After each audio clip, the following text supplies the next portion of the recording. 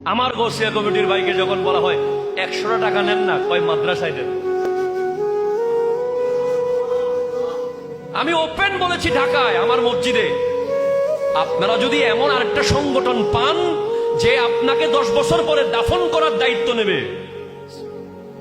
আপনার পচা লাশ মেডিকেল থেকে ধুয়ে ধুয়ে নিয়ে আসবে, আপনার মরা লাশ সাগরের মাঝখান থেকে নিয়ে আসবে, এমন সংগঠন পাইলে ওই সংগঠনের মেম্বার হয়ে যাবে।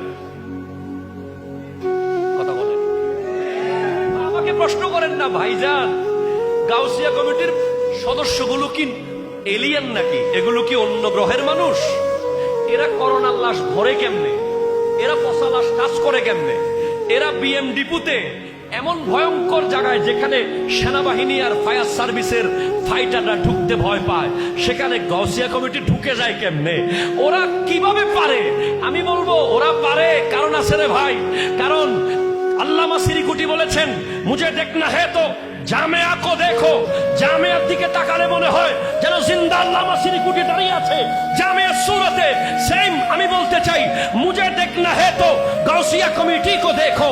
গাউসিয়া কমিটি যখন কোথাও যায়, গাউসিয়া কমিটির সুরতে আল্লামা তৈয়ব শাহ কেবলা সেখানে চলে যায়। এটা আপনাকে মনে রাখতে হবে।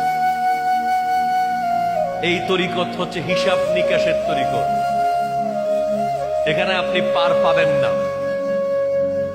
জিম্মাদারি আপনাকে ঠিকভাবে পালন করতে হবে। জিম্মাদারি পালন করবেন, ইন্তেকালের পরে সিরিকুট থেকে ফোন আসবে, উন পর হযরত রাজি হ্যায়। জিম্মাদারি ঠিকভাবে পালন করবেন, আপনার লাশ আওলাদ রসুল কাঁধে নেবে। জিম্মাদারি ঠিক মতো পালন করবেন, আপনার কবর আওলাদ রসুল এসে করবে।